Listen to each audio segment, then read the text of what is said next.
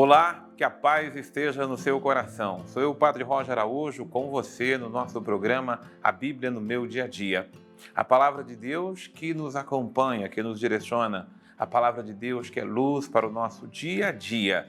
A palavra de Deus que nos forma e que nos orienta. Por isso vamos juntos meditar a palavra do Senhor. Nos coloquemos na presença do Senhor nosso Deus, pedindo que Ele nos abençoe e nos ilumine com sua palavra. Senhor, eis-me aqui. Eis-nos aqui, Senhor. Somos nós teus servos, teus seguidores, teus discípulos, Senhor. Forma-nos, Senhor, por tua palavra. Nos direcione, Senhor, por meio da tua palavra. Que a tua palavra seja viva em nós. Que a tua palavra nos forme, que a tua palavra nos oriente, que a tua palavra nos direcione. Dai-nos tua bênção, tua graça, a tua proteção, em nome do Pai, e do Filho, e do Espírito Santo. Amém.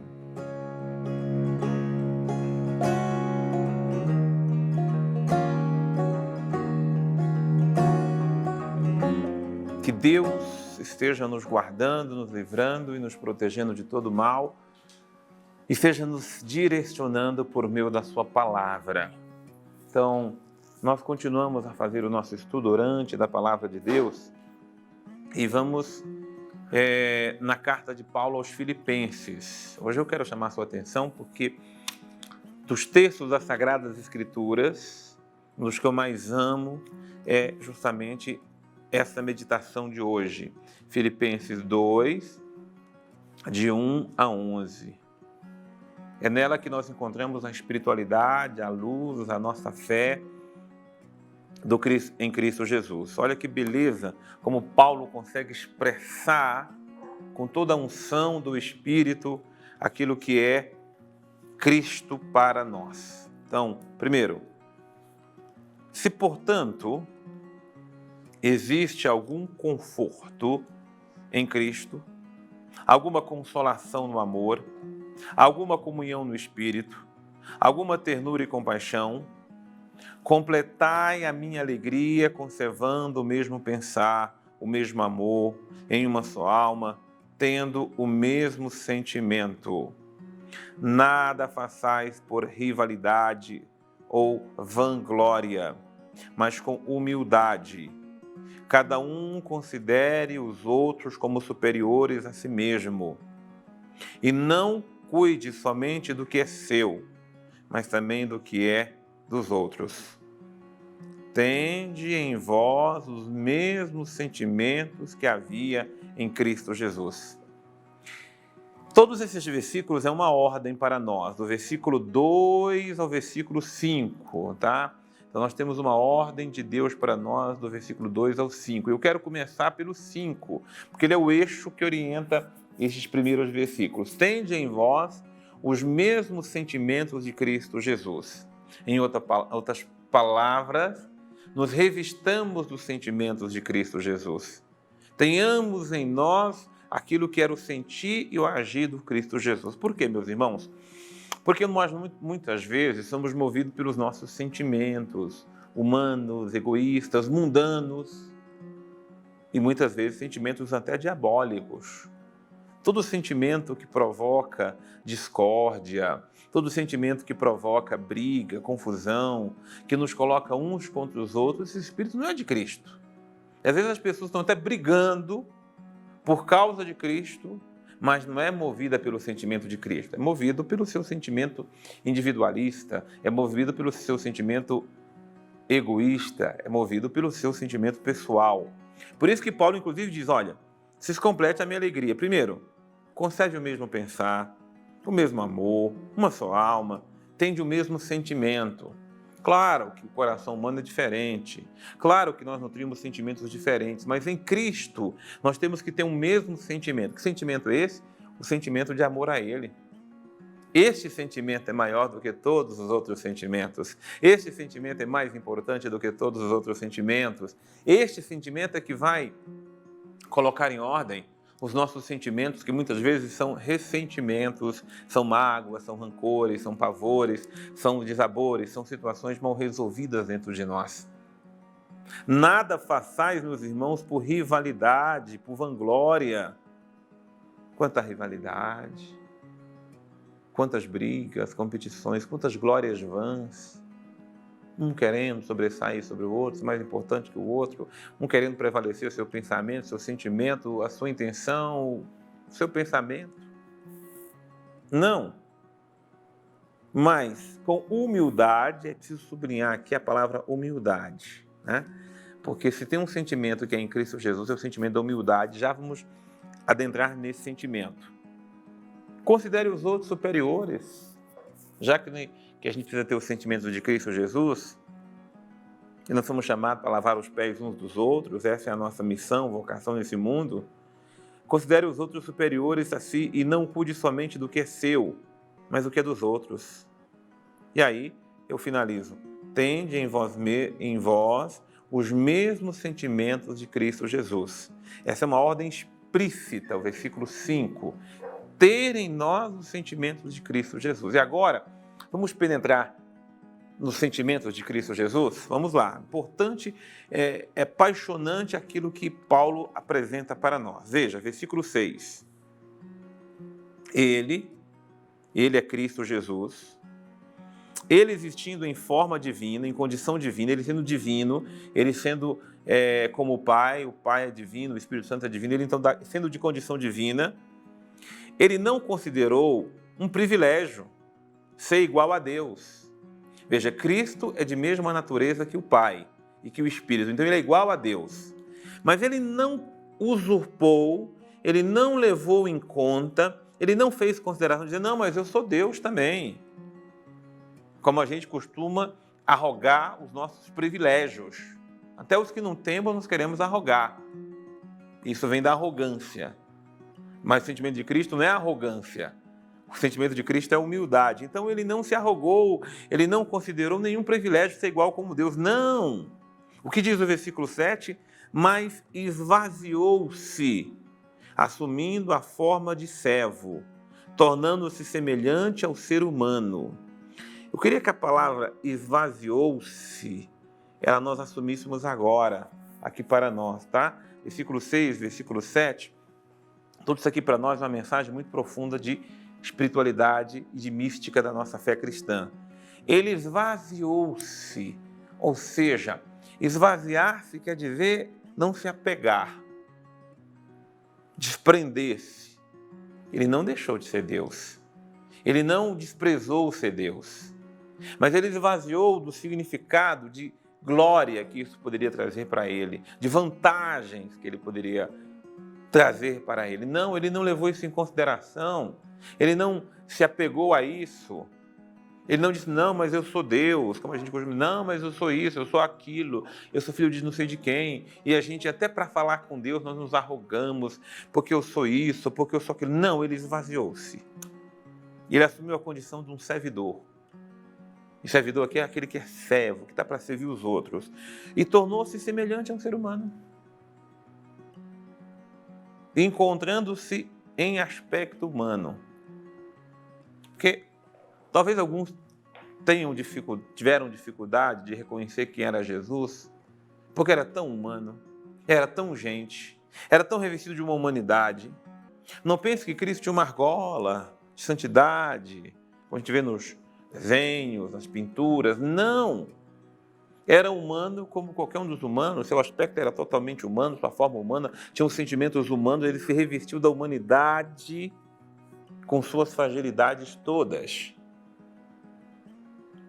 Lembrando que o pecado não faz parte da humanidade.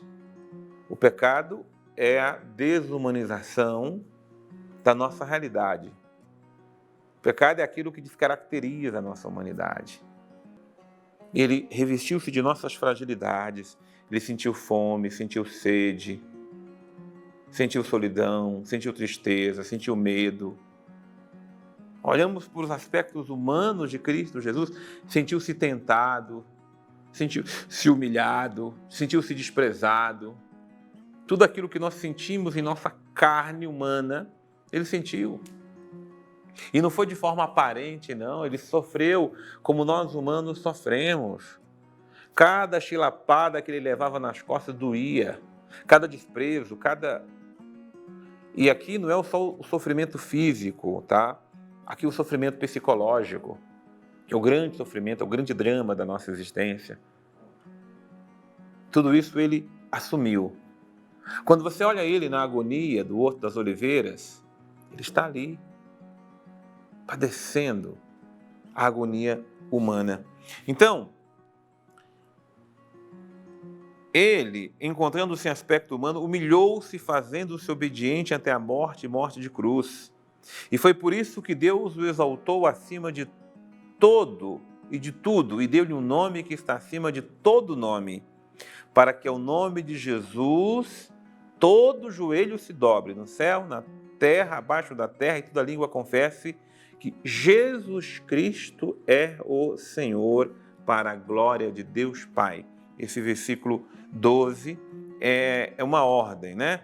11 é uma ordem e um princípio. Toda língua confesse, toda língua proclame, para a glória de Deus Pai, ele é o Senhor. E por que ele é o Senhor?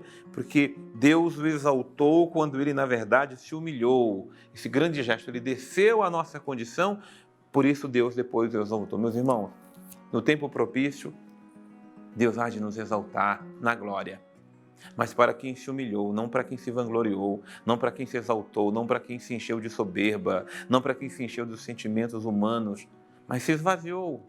Não fez consideração, não fez condição, não se colocou acima dos outros, não quis, nem tem importância.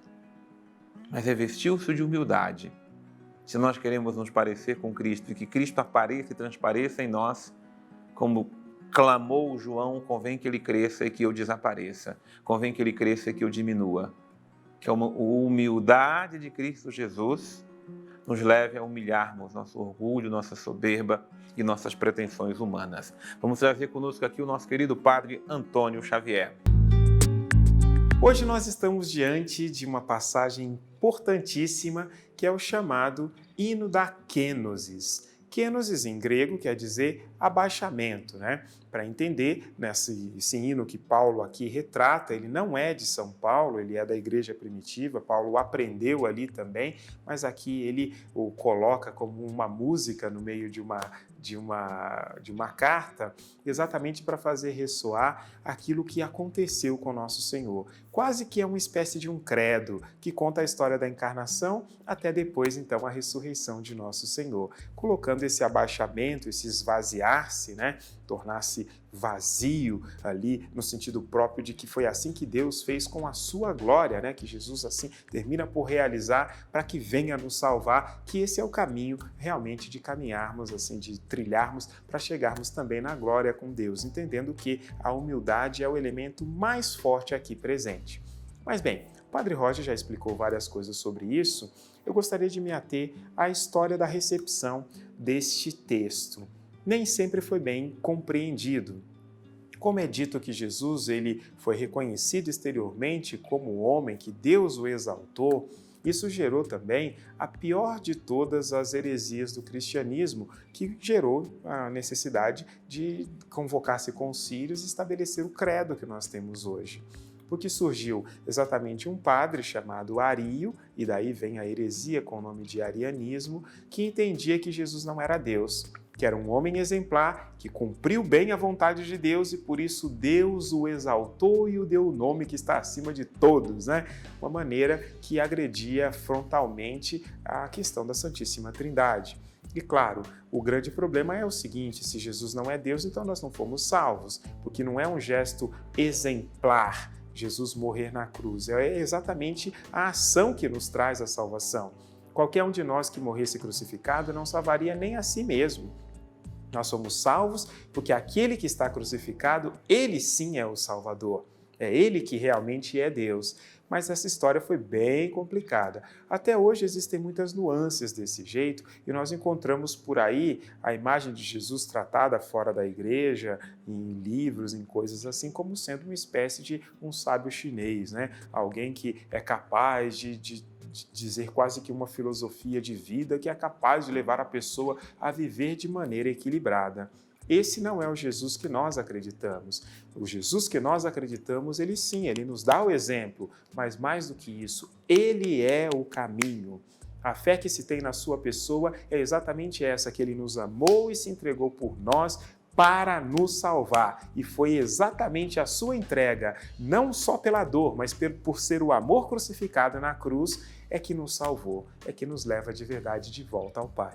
Isso é importantíssimo, tá? Jesus não é só um modelo, Jesus é nosso Senhor, Jesus é o nosso Rei, Jesus é aquele que manda em nós, Jesus é o nosso Salvador. E toda língua, para a glória de Deus Pai, proclame que Jesus Cristo é o Senhor. E nós proclamamos, Senhor, o teu senhorio. Nós proclamamos, Jesus, que tu és o nosso Deus, que tu és o nosso Senhor, que tu és o nosso Salvador. Não, nós não temos nenhum outro Senhor. A nenhum outro servimos, somente a ti, Jesus. Nós exaltamos o teu senhorio, nós proclamamos o teu senhorio e nós exaltamos, Senhor, porque o Senhor assumiu nossa condição humana, o Senhor assumiu a nossa humanidade com nossas fraquezas, com nossas fragilidades, para nos libertar do poder da morte. Nos ensine, Senhor, a sermos humildes. Nos ensine, Senhor, a termos em nós os sentimentos que há em vós. Ensine-nos, Senhor, o caminho da humildade. Ensine-nos que a humildade é o caminho para a santidade e nos liberte de toda prepotência e de toda vaidade.